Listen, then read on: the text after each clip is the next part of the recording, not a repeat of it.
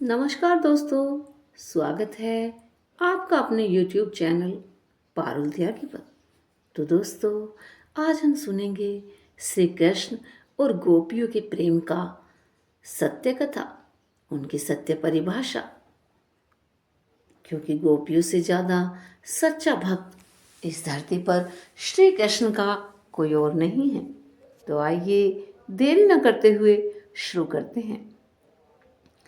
कृष्ण और गोपियों का प्रेम ही प्रेम की सत्य भाषा है। सांसारिक प्रेमी कहेगा हम तुमको सुख देना चाहते हैं, किंतु उसके मन में ये होगा कि हम इससे सुख ले लें। इसी का नाम माया है। लोग सेठों के पास जाते हैं कि हम आपको लाभ लाभ करवाएंगे, किंतु उनके मन में सेठ से लाभ उठाने की बात होती है। प्रेम में प्रियतम के सुख में सुखी होना है। जैसे गोपियों का प्रेम सुख देने के लिए था, श्री कृष्ण से स्वयं सुख भोगने की कामना उनमें बिल्कुल नहीं थी। एक बार की बात है, देवर्षि नारद जी द्वारिका पहुंचे। उन्होंने भगवान से कहा कि आप गोपियों के प्रेम की बार बार प्रशंसा करते हैं। इससे महारानी रुक्मणी तथा सत्यभामा जी आदि अप्रसन्न हैं। उन्हें दुख होता है क्योंकि वो आपसे बहुत प्रेम करती हैं और वो कहती हैं कि गोपियों के प्रेम में ऐसी क्या विशेषता है। तब श्री कृष्ण जी बोले कि हे देवर्षि नारद, आपके प्रश्न का उत्तर मैं फिर कभी दूंगा। इस समय मेरे मस्तक में बहुत पीड़ा हो रही है।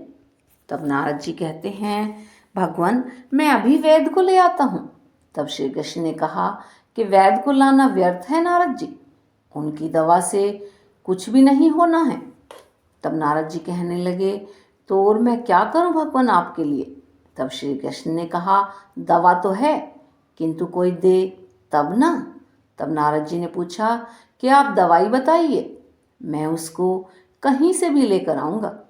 तब श्री कृष्ण ने कहा, ठीक है नारद मुनि, अगर कोई भक्त अपनी चरण धूलि दे दे और वह मेरे मस्तक में लगाई जाए तो मेरी मस्तक की पीड़ा एकदम से मिट जाएगी। अब नारद जी तीनों लोकों में घुमाए। भला ऐसा साहस कौन करे कि भगवान के मस्तक में लगाने के लिए अपने चरणों की धूलि दे दे।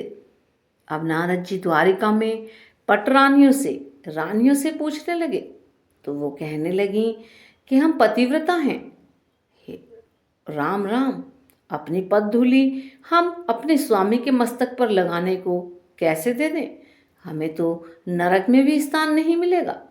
तब अंत में निराश होकर देवर्षि नारद लौट आए और श्री कृष्ण को बता दिया कि कोई भी भक्त आपको अपने पद धूलि देने के लिए तैयार नहीं है। तब भगवान ने पूछा, नारद जी क्या आप ब्रजभूमि भी गए थे। तब नारद जी ने कहा, उन अशिक्षित ग्रामीणों में से जाने से क्या लाभ है। श्री कृष्ण जी ने कहा कि नारद जी एक बार वहां भी हो आइए। तब देवर्षि नारद जी व्रज में पहुंचे। वहां गोपियां इकट्ठी बैठी थीं। देखते ही प्रणाम किया और बड़ी आतुरता से पूछने लगी कि देवर्षि आप कहाँ से पधारे हैं। आप तो सर्वत्र घूमते ही रहते हैं, कभी द्वारिका भी गए हैं। हमारे हृदय धन श्री कृष्ण का कोई समाचार जानते हैं। तब नारद जी ने कहा कि हे गोपियों, मैं सीधे द्वारिका से ही आ रहा हूँ। इस समय श्री कृष्ण के मस्तक में बहुत पीड़ा हो रही है। तब गोपियाँ कहने लगी कि वहाँ कोई वैद्य नहीं है क्या। एक साथ सबने बड़ी व्याकुलता से पूछा। तब नारद जी ने कहा, वैद्य भी हैं और दवा भी पता है। कोई श्री कृष्ण का भक्त, उनका प्रेमी अपनी पद धूलि दे दे तो उनकी पीड़ा एकदम से समाप्त हो जाएगी। जितनी चाहिए उतनी धूलि उठा लीजिए नारद जी।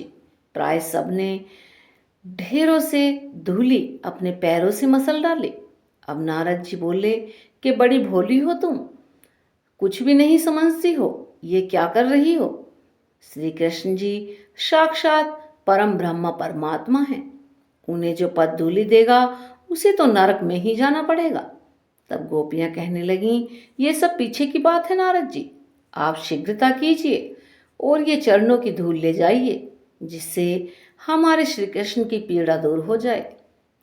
रही बात नरक की, तो हम अनंत अनंत तक नरक में रह लेंगे। तो ये प्रेम है गोपी प्रेम का स्वरूप। प्रेम में देना ही देना है। ब्रजवासी श्री कृष्ण जी से कुछ मांगते नहीं हैं। वे कहते हैं दूध पीना हो दूध पियो, दही माखन खाना हो खाना खाओ, हमारे पुत्रों को ले लो, यही तुम्हारा सखा बनेंगे।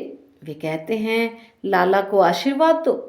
अब भी ऐसे मंदिर व्रज में हैं जहाँ प्रणाम नहीं किया जाता, उल्टा आशीर्वाद दिया जाता है। कामना वाला तो भिक्षुक है, वह मांगने जाता है। कामना मूलक प्रेम में अपने भीतर अभाव का अनुभव, जलन है, वहाँ तृप्ति नहीं है। प्रेमी के हृदय में तृप्ति होती है। गोपियों को लगता था हम सुंदर हैं, हमें देखकर श्री कृष्ण तृप्त होते हैं। ब्रज के लोग प्रेम के कंगले नहीं, प्रेम के धनी हैं। वे भगवान को प्रेम देते हैं। भगवान अपनी वृत्ति से सगुण नहीं है, स्ववृत्ति से तो निर्गुण है। भक्त की वृत्ति से वे सगुण होते हैं। यह गोपियों का प्रेम है जो निर्गुण को शगुन बनाता है। जब यह लगे कि हमसे बहुत प्रेम है, तब समझो कि प्रेम का वृक्ष सूखने लगा है। पर जब यह लगे कि भगवान हमसे बहुत प्रेम करते हैं, किंतु हम में उनकी प्रीति प्रेम नहीं है, तब प्रेम बढ़ेगा। प्रेम में इयत्ता नहीं है, वह तो प्रतिक्षणम वर्धनाननम है। बड़े कोश में से थोड़ा थोड़ा सा निकलना प्रेम नहीं है। प्रेम है छोटे कोश को, हृदय के परिसीमित राग को अनंत कोश में मिला देना। तो दोस्तों, आपको ये हमारी कथा कैसी लगी, प्लीज़ कमेंट करके बताएं। अगर अच्छी लगी हो तो लाइक करें, शेयर करें, और जिन्होंने अभी तक चैनल को सब्सक्राइब नहीं किया है वो हमारे चैनल को सब्सक्राइब करें। और हाँ दोस्तों, ऐसी ही कथाएं सुनने के लिए हमारे चैनल पर बने रहें। धन्यवाद दोस्तों।